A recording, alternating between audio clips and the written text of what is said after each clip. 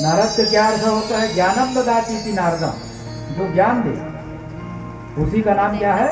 नारद। और वहां देहात में कहा कि था वो नारद है महाराज, वो फिर कोई बात बोली तो वो डहार की बात दो डहार बता दे।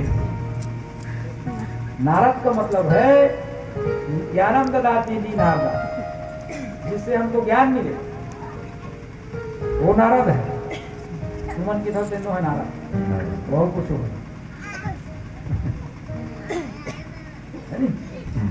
तो नारद जी आए और कहने लग गए, वेदव्यास जी कहने लग गए कि नारद जी मैंने 4 वेद की रचना किया, 6 शास्त्र की रचना किया, 17 पुराण लिख डाला, लेकिन मेरे मन को शांति। तो नारद जी कहने लग गए कि वेदव्यास जी आप इतने प्रकार के पुराण तो लिखे हो, लेकिन भगवान के मधुर मधुर लीला चरित्रों को अभी तक नहीं लिखे। महाभारत की रचना किए हो, उसमें जो है हीरो अर्जुन को बना दिए और भगवान को कहाँ बिठा दिए हो? नीचे बिठा दिए हो सारथी को। अर्जुन को कहीं जाना रहता था तो भगवान के बाएं कर्ण को स्पर्श करता था, मतलब बाएं तरफ चलो। दाहिना कर्ण को स्पर्श करता था, मतलब आप दाहिना तरफ चलो। दोनों भुजा में पैर रख देते थे भगवान की, मतलब रथ को रोक दो। अर्जुन को ऊपर बिठा दिए महाभारत की रचना कर भगवान को नीचे बिठा दिए, सारथी बना दिए। कहाँ मन को शांति मिलेगा? सखा सोच त्यागहु बल मोरे, सब विधि घटक काजमय करी। भगवान अपने भक्तों के लिए सब कुछ बनने को तैयार है, चाहे सारथी बना लो कुछ भी बना लो। अनेक प्रकार के कर्म भगवान से कराए। घोड़े की सेवा करता था, रथ को सजाता था, जो एक सारथी काम करता था वो भगवान काम करता था। और हीरो कौन बन गया? अर्जुन। भगवान के चलाए हुए रथ में बैठ करके वो बाण चलाता था। बड़े बड़े योद्धाओं को किसने मारा? अर्जुन ने मारा। और भगवान को नीचे बिठा दिया। घटना संसार की बातें हम सब सुनते हैं। बाली ने भगवान से कहा कि आप सुग्रीव से मित्रता कर लिए, सुग्रीव आपका क्या मदद करेगा? मेरे से मदद किए रहते। आपके पत्नी सीता का हरण किया है रावण ने, मैं रावण को अपने काख में 6 माह तक दबाया। आज आप मेरे से मित्रता किए रहते हैं, मैं तुरंत बदला ले लिया रहता। माता जानकी को मैं तुरंत ला लिया रहता। रावण मेरे सामने क्या टिक सकता था? मैं तो रावण को 6 महीने दबा रख दिया।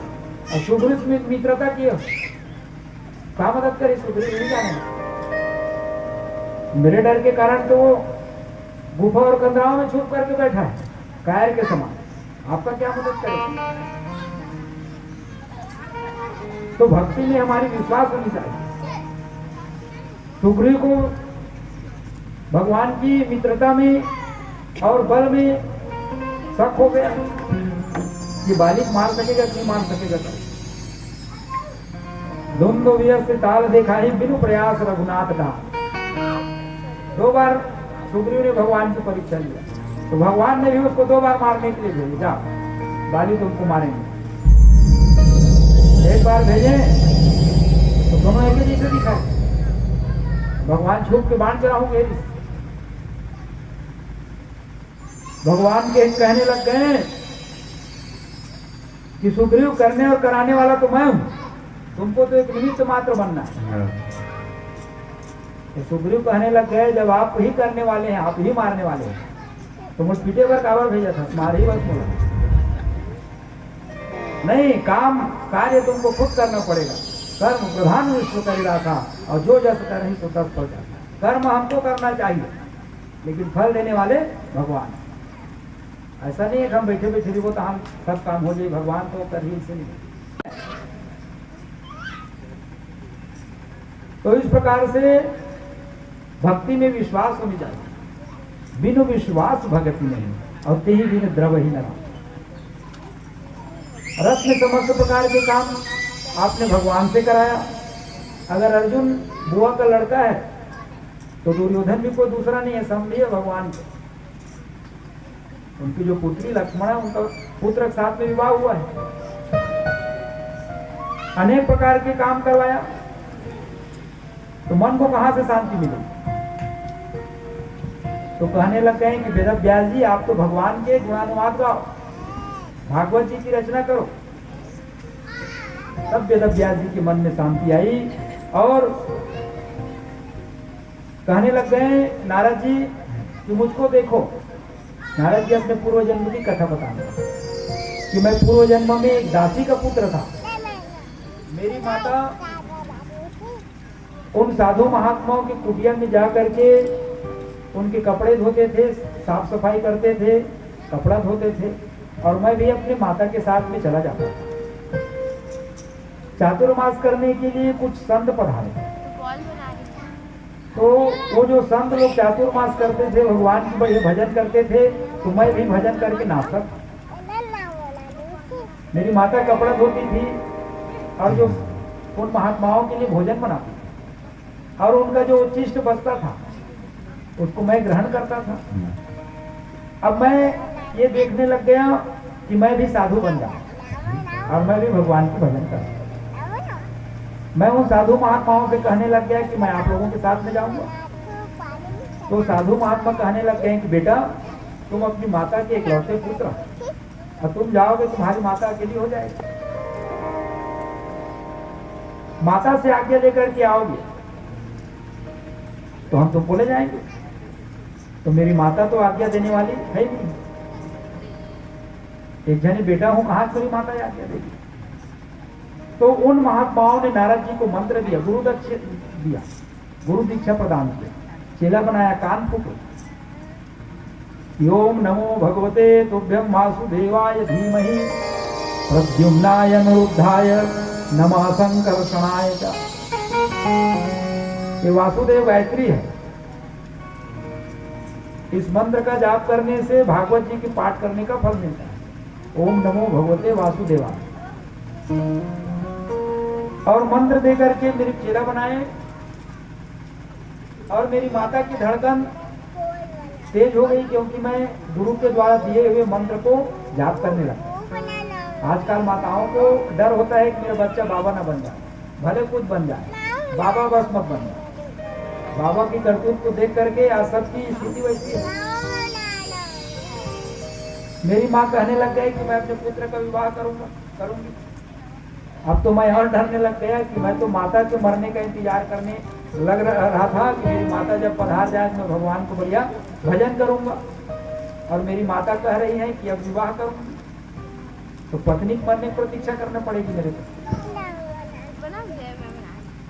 भगवान की ऐसी कृपा मेरे ऊपर हुई कि एक दिन मेरी माता गोदोहन के लिए रात्रि में जा रही थी। एक सर्प ने मेरी माता को डस लिया और मेरी माता का प्राणांत हो गया। मैं दुनिया को दिखाने के लिए रोने लग गया, लेकिन अंदर से मैं प्रसन्न था। अपनी माता की क्रियाकर्म करके मैं उत्तर दिशा में जहां संत लोग गए थे उस दिशा में आगे की ओर बढ़ने लग गया। आगे बढ़ा तो संत लोग तो चले गए थे। मैं एक सरोवर में जा करके भगवान की उस दिए हुए मंत्र का जाप करने लगा। ये नारद जी वेद व्यास जी बता रहे हैं अपने पूरे जन्म। और भगवान की जाप करने से उस बांके बिहारी की सांवली सूरत मुझको दिखाई दिया। मैं उसको पाने के लिए ललायित हुआ, लेकिन कुछ ही क्षणों के पश्चात वो दर्शन जो झांकी थी भगवान की वो गायब हो गया। मैं उसको पाने के लिए छटपटाने लग गया। मन बिनु फनि जिमि जल बिनु मीना मम जीवन तिनि तुम ही अधीना। जैसे मछली पानी के बिना तड़पती रहती है, उसी प्रकार से मैं भी भगवान को पाने के लिए तड़पने लग गया, छटपटाने लग गया।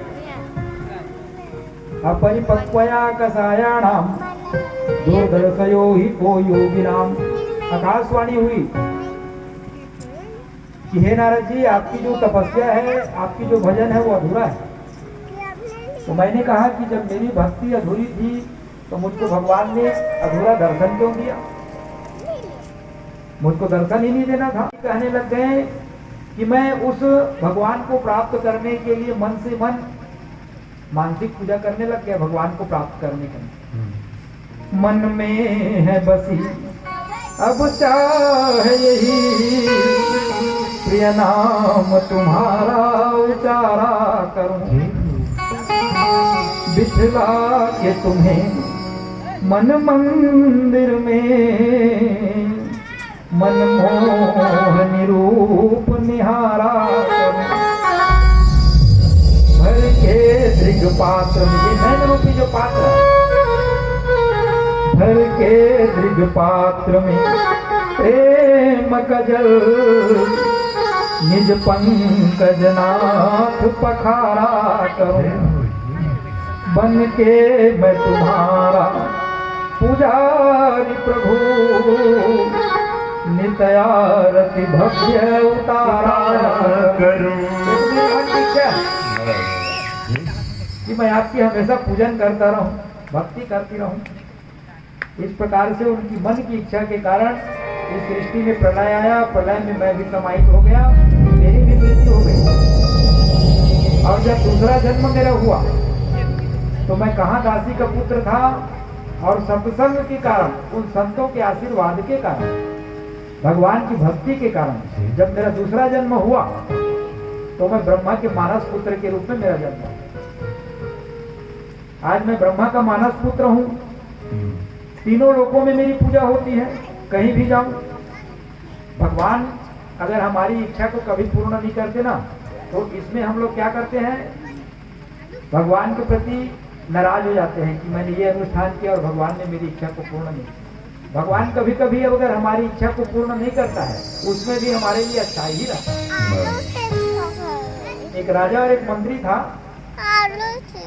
तो उसका बोलने का आदर रहता है, आदत ही था। भगवान जो करता है अच्छा करता है। अब राजा बुरा लग गया, इसमें क्या अच्छा है, मेरा हाथ कट गया, पट्टी वट्टी कराया बढ़िया, और बोला कि इस मंत्री को जेल में डाल। अच्छा हुआ बोला, मेरा हाथ कट गया, इसको मजा आ रहा है। अब राजा शिकार खेलने के लिए चले गए, जंगल में रास्ता भटक गया, तो वहां एक सरदार था और उसने मनौती मांगे रही थी, कोई भी पुरुष वर्ग मिले तो उसको लेकर के आओ, मैं बलि चढ़ाऊंगा। अब कोई तो नहीं मिला, राजा था।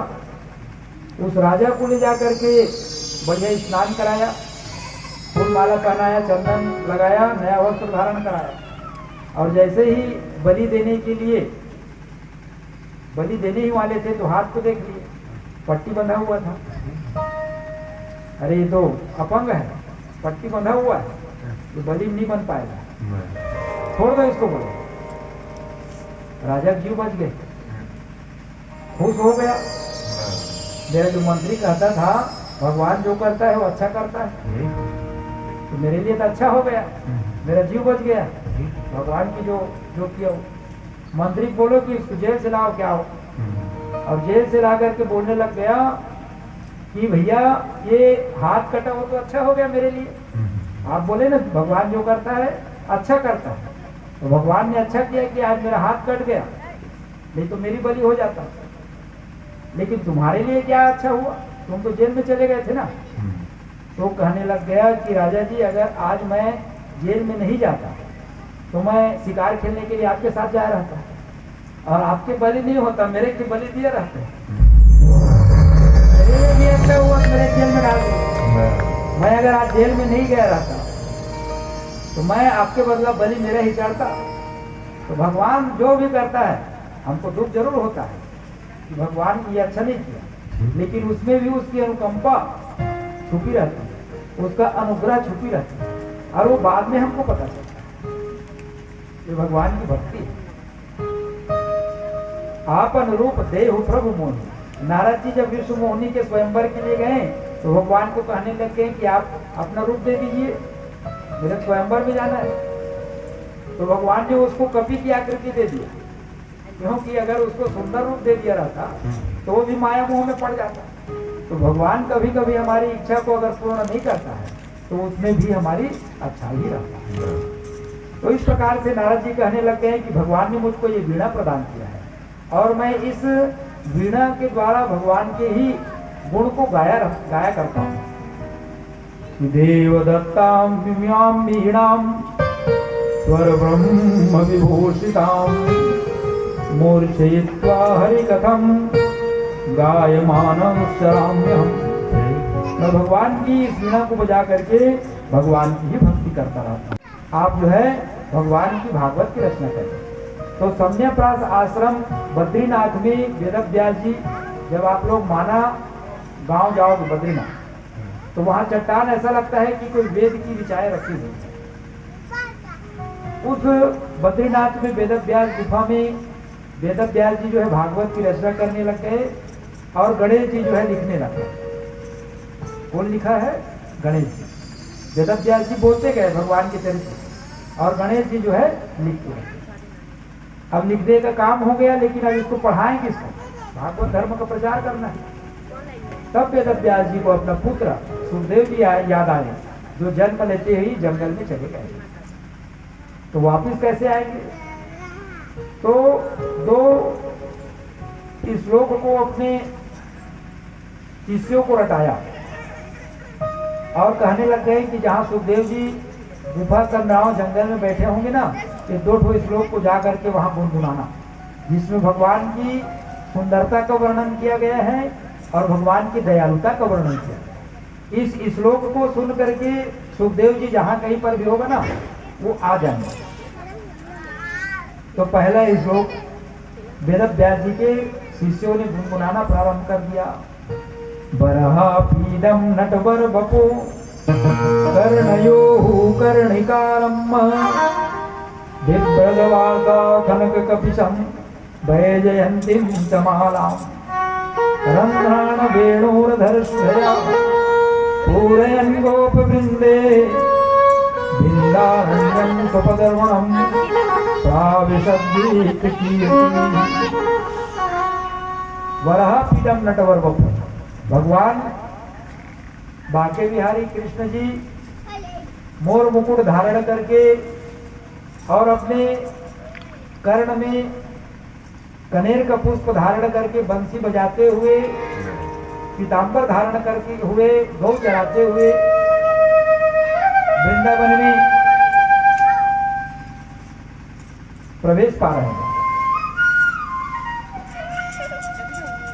श्याम तेरी बंसी बजे धीरे धीरे, श्याम तेरी बंसी बजे धीरे धीरे, श्याम तेरी बंसी बजे धीरे धीरे, श्याम तेरी बंसी बजे धीरे धीरे, बजे धीरे धीरे यमुना के तीरे, बजे धीरे धीरे यमुना के तीरे।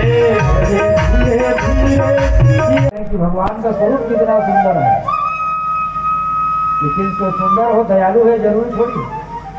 पुनः अपने समाधि करने में लग गए। वेद व्यास जी के जो शिष्यों ने दूसरा श्लोक गुनगुनाया। अहो बकीयम स्तन काल कूटम जिघांसु पाया यदप्य साध्वी लेभे गतिम धातृचिताम ततोन्यम तम दयालुम शरणम प्रपद्ये। पूतना राक्षसी जो भगवान को कालकूट विष लगा करके मारने के लिए आई, उसको भी भगवान ने माता की गति प्रदान किया। भगवान कितने दयालु हैं। इस श्लोक को सब सुखदेव जी सुने तो उस गुफा से कंदराओं से निकल करके आकर के कहने लग गए कि ये श्लोक कौन बताया आपको? तो कहने लग गए कि आपके पिताजी वेद व्यास जी ने। मुझे नाना बुला रहे और फिर सुखदेव जी आकर के अपने पिताजी से 18,000 श्लोकों का ये भागवत महापुराण पढ़ा। और परीक्षित को जब श्राप मिला तो यही सुखदेव जी जो है 7 दिन में भागवत की कथा परीक्षित को गंगा के तट पर सुना। ऐसे सुखदेव जी की जन्म की कथा भागवत जी में बताया गया। और भागवत की कथा तो यहाँ से प्रारंभ होता है। यथामृते कौरव संजयानाम विरस्वतो वीरगतेश गतेषु धिकोदराविद।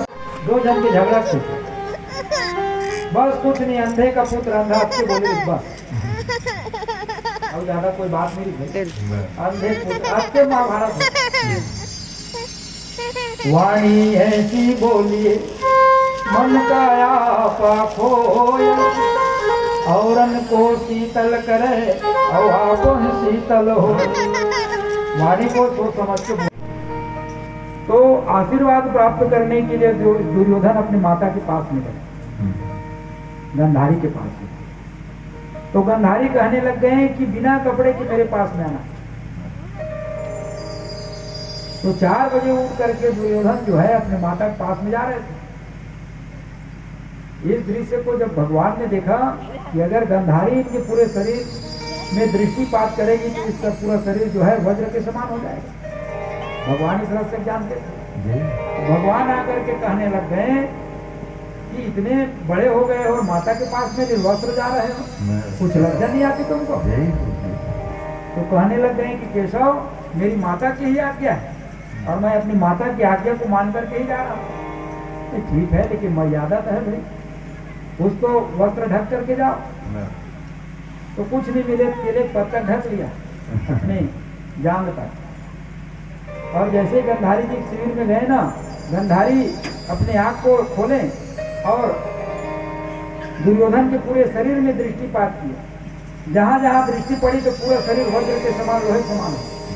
लेकिन जहां तक केले का पत्ता पहना हुआ था वो कच्चा हो गया। गंधारी कहने लग गए कि बेटा, ये केले का पत्ता क्यों धारण किए? तो कहने लग गए कि माता, जब मैं आपसे मिलने के लिए आ रहा था ना, तो भगवान वासुदेव मिल गए थे कृष्ण, और उनके कहने के कारण ही मैं ये केले का पत्ता धारण कर लिया। तो बेटा तो वज्र समान हो गया, लेकिन ये जो क्षेत्र है वो भगवान इस रहस्य जानते थे। और दुर्योधन को बतलाया था, भीम को बतलाया था कि उसके जंघा में ही तुम जो है गदा से प्रहार करो, तभी उसको जो है प्रणाम करो। लेकिन ये शास्त्र की मर्यादा और युद्ध की मर्यादा नहीं थी, जंगल के ऊपर गदा चलाना। लेकिन भगवान तो अपन रास्ता पहले बना लेते। कैसे बनाया? वीर अभिमन्यु को 8 से 10 जो योद्धा थे, भीष्म, पितामह, द्रोणाचार्य, कर्ण, दुर्योधन, शकुनी, सब ने मिलकर के उस निहत्थे पुत्र के ऊपर वध किया। ये शास्त्र की मर्यादा नहीं थी, एक वीर के साथ एक ही युद्ध करेगा, ये नियम था। तो अब पांडव लोग तो बोल नहीं सकते, कौरव लोग तो बोल नहीं सकते कि आपने हमारे साथ अधर्म नहीं किया, क्योंकि अधर्म जो है कौरव पहले ही कर चुके हैं। निहत्थे और छोटे से बच्चे को सबने मिल करके मारा। तो जो अधर्म करता है उसको अधर्म से मारना ही धर्म है। धर्मो रक्षति रक्षित। जंगल टूटा हुआ है, अनेक प्रकार के जंगली जानवर खाने के लिए दौड़ रहे हैं, गिद्ध आदि पक्षियां उसको नोचने के लिए दौड़ रहे हैं, और दुर्योधन जो है करा रहे हैं दर्द के कारण। इस दृश्य को जब अश्वत्थामा ने देखा तो कहने लग गया कि मैं आपके मित्र हूं, अब मैंने आपका नमक खाया। मुझको अगर सेनापति महाभारत के युद्ध में बना दिया है तो आज विजय आपकी ही होगी। अभी भी कुछ नहीं बिगड़ा है, अभी भी मेरा तिलक कर दो, सेनापति बना दो, मैं पांडवों से बदला लूंगा। तो कहने लग गए, तुम्हारी अंतिम इच्छा क्या है दुर्योधन? मैं तुम्हारा मित्र हूं, नमक खाया हूं। तो दुर्योधन कहने लग गए, मुझको इस चीज की तनिक भी चिंता नहीं है। हम कौरव 100 भाई थे, 100 मारे गए, और पांडव 5 भाई हैं, पांचों के 5 जीवित हैं। मेरे दुख का कारण हुआ। अगर तुम मेरे सच्चे मित्र हो और बदला लेना चाहते हो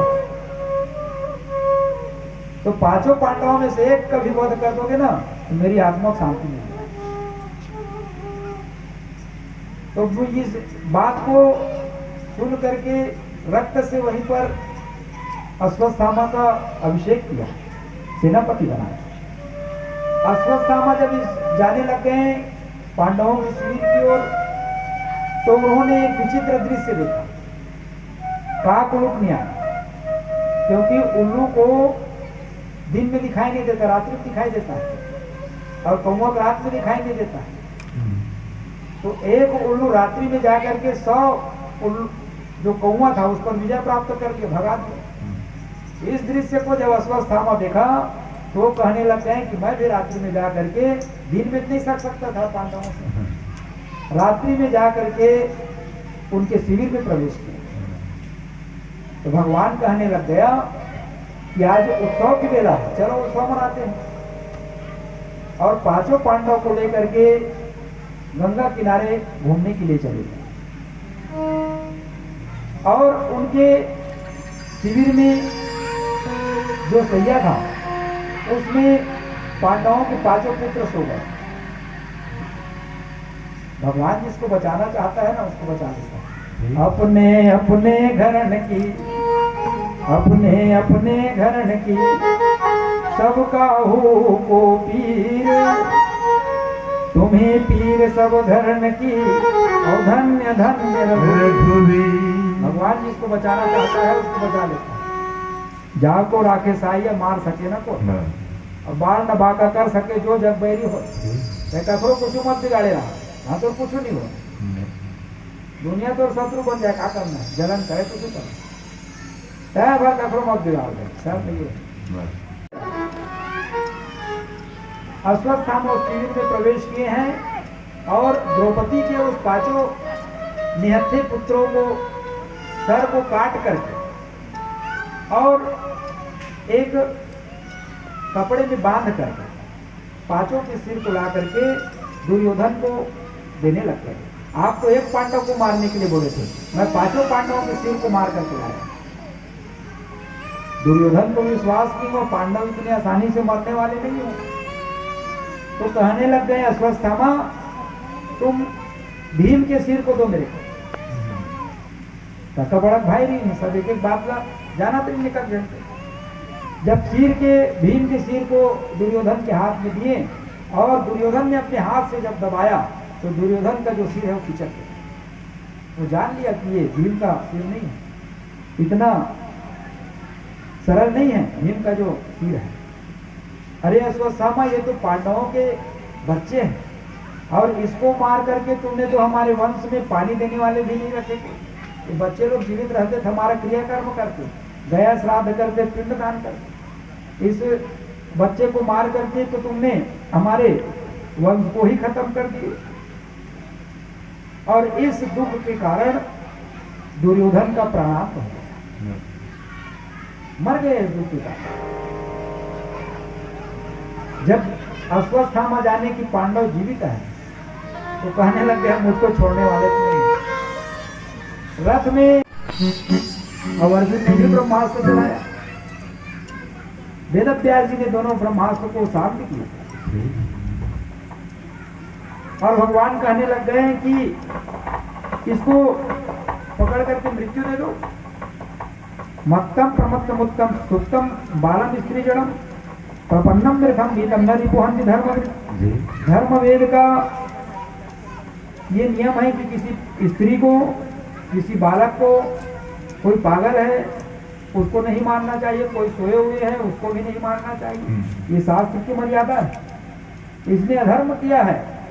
छोटे छोटे बच्चे जो बिस्तर में सो रहे थे उन पांचों पुत्रों को मारा है। हे अर्जुन इसका वध कर दो अश्वत्थामा का। तो अश्वत्थामा का वध करने के लिए अर्जुन जो है उसको रस्सी से बांधने लग गए। तो अर्जुन इसका वध कर दो, क्यों बांध रहे हो? तो कहने लग गए कि केशव मैं तो इसको यहीं पर मार देता, लेकिन मैंने द्रौपदी को वचन दे करके आया हूँ कि तुम्हारे जो शत्रु है उसको तुम्हारे हवाले कर दूंगा। और घसीटते हुए रथ से बांध करके अश्वत्थामा को द्रौपदी के सामने लाए हैं। और द्रौपदी के सामने जब लाए अश्वत्थामा को तो द्रौपदी जो है अर्जुन से प्रार्थना करने लगी, मुच्यताम मुच्यताम मेषा ब्राह्मणों नितराम गुरु। छोड़ दो इसको, बंधन से मुक्त करो। तो अर्जुन कहने लग गए ये तो हमारे पांचों पुत्रों को वध किया है ना, इसको कैसे मुक्त करो? तो द्रौपदी कहने लग गई ये ब्राह्मण देवता है और ब्राह्मण के साथ साथ गुरु का पुत्र है।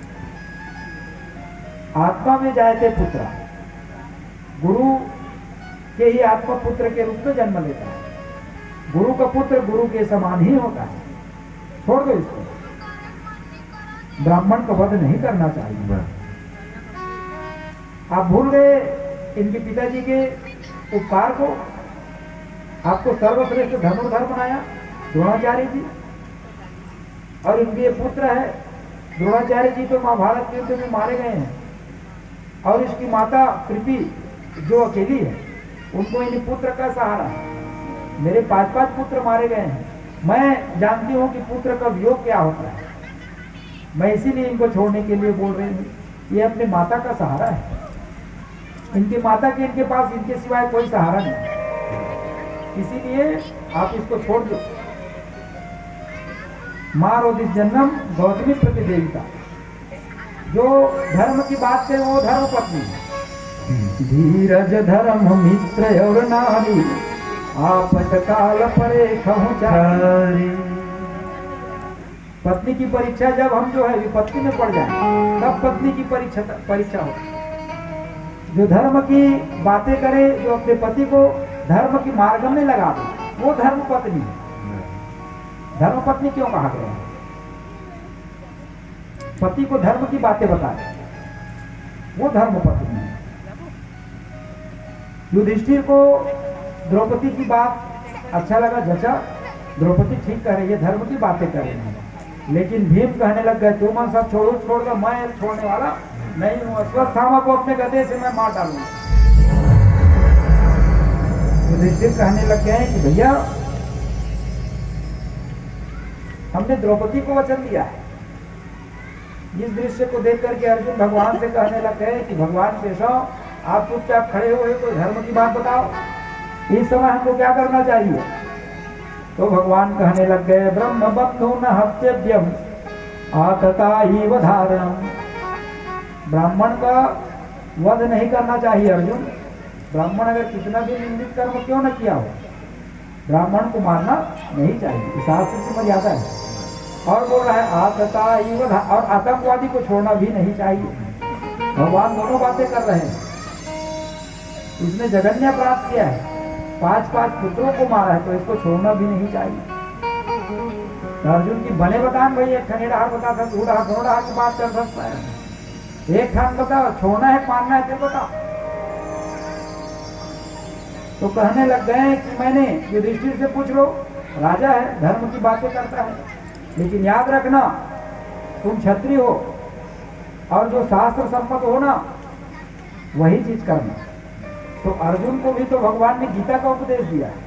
गीता का श्लोक याद आ गया, संभावित चाकीर्ति मरणादतिरिच्यते। संभावित कवि अपजस राहु और मरण कोटि सम दारुण। जो सम्मानी पुरुष रहते हैं उसको मरना ही मरना नहीं होता है, उसको अपमानित कर दो ना, वो भी मरने के समान है। जिनकी अपकीर्ति छाई रही, मर के यमलोक गया न गया। तुलसी जिनके मन शुद्ध हुआ, तो तीरथ तीर गया न गया।